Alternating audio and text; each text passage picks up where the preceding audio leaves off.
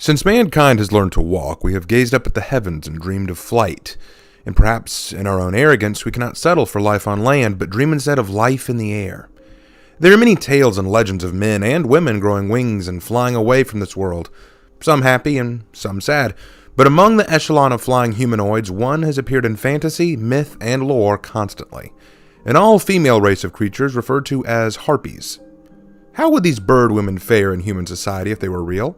How would they be treated? Let's talk about it. This is Fantastical History. So, what are Harpies? Well, the original Harpies come from Greek mythology. They are large creatures with the bodies of vultures or eagles and the face of women. They are described as ravenous and cruel. They serve Zeus and will torment and ferry away souls to be judged.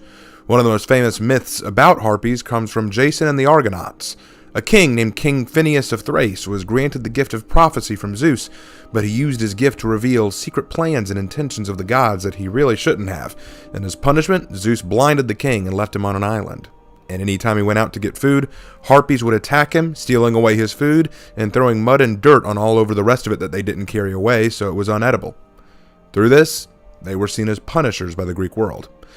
But since then, Harpies have taken on a different appearance. Now, quite often, they are seen as women with birds' wings for arms and talons for legs. They are usually described as being short and light, necessary for them to fly, and the cruel nature might not be there, but the ravenous aspect? That seems to remain in most cases I've seen, but we'll get to that. There are various things about Harpies that need to be considered when discussing biology and social behavior. Firstly, are they social creatures or not? They probably aren't flock animals, right? I mean, despite what you might be thinking, you would think that they'd probably be solitary hunters. But could they be flock animals?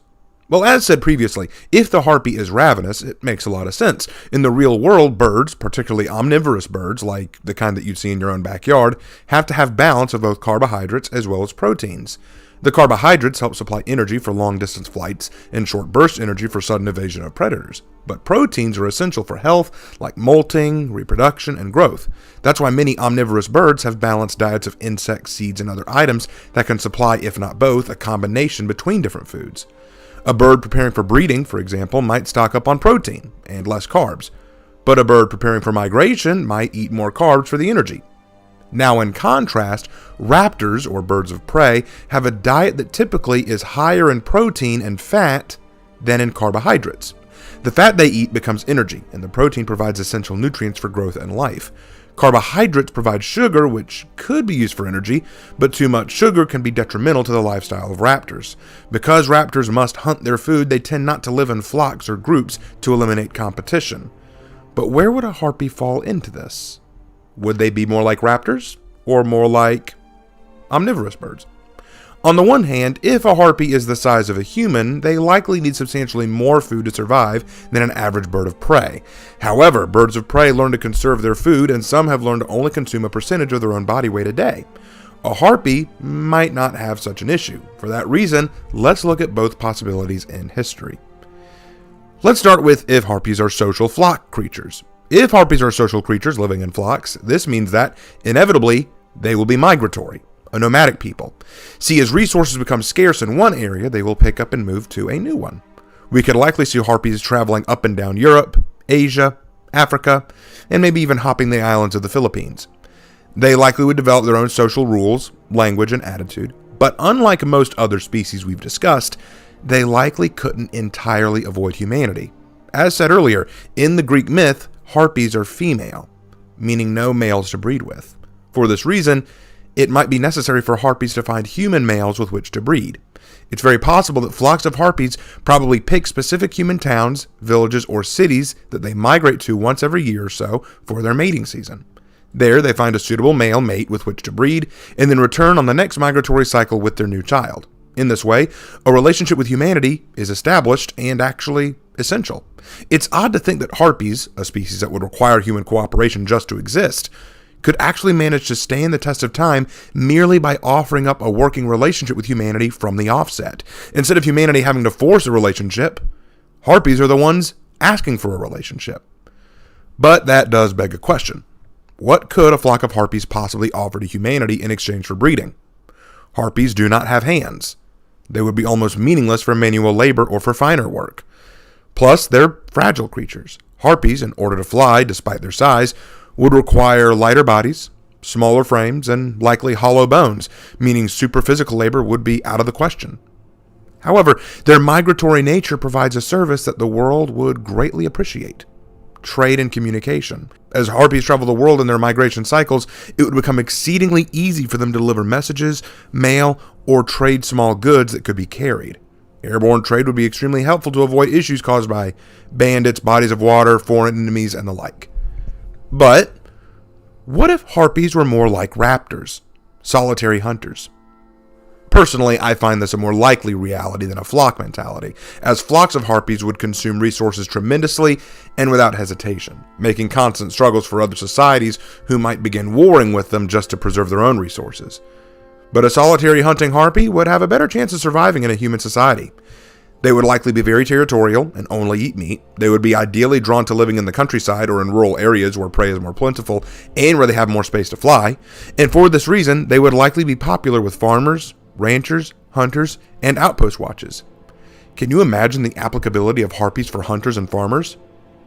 A harpy could very easily look out for threats of game, as well as take down whatever's coming with relative ease. Wolves, coyotes.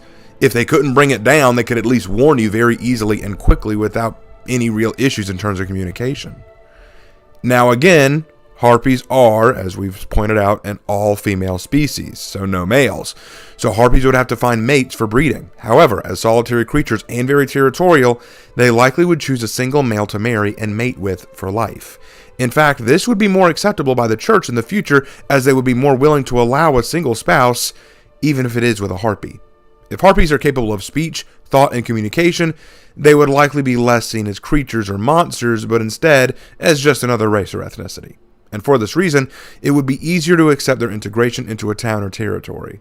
In fact, because of the value harpies might have in medieval society, those select few men who do become the husband to a harpy might be treated as very important or valued in the society. They are, after all, the spouse to a very valuable creature. If harpies, as I suspect, can only give birth to other harpies, that means that the human that they mate with determines the future of their species. This means that they would be very well regarded as a result. Now, until mankind develops aviation capability, harpies would be a valuable and incredibly important part of trade, communication, and espionage.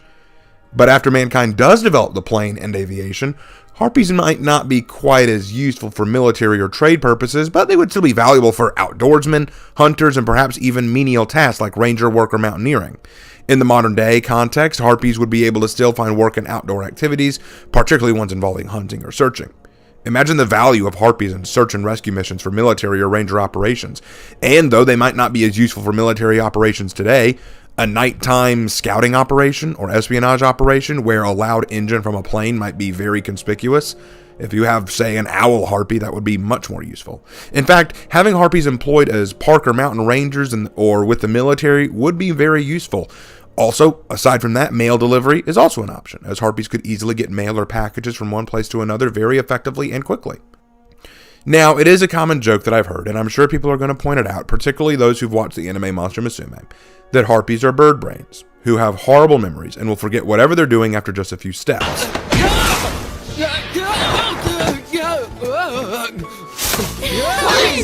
2, 3! Do I know you? What? What a bird brain! Cute as this is, it's not really what I expect from harpies. Birds do not have poor memories. In fact, many birds have excellent memories and will use recognizable colors, shapes, and movement patterns to identify what prey they like to eat and which is dangerous to eat. Raptors, in particular, memorize the flight patterns of other birds to better ambush them, and most will have good recollection of areas in their territory that prey tends to congregate. Harpies, likewise, would also be able to remember a lot about where they live, who they know, and where the best places to visit are. If used for herding, lookouts, or for search and rescue, it would be easy to teach them how to spot certain things like SOS signals, enemy colors, or wolves. However, once outside of familiar territory, they might begin to lose some of their recognition capability. Harpies would probably very easily integrate into the modern day society. While not as integral or essential as some other races might become, They would certainly be useful, and perhaps would behave as the middle ground between man and sky, just as much as the airplane.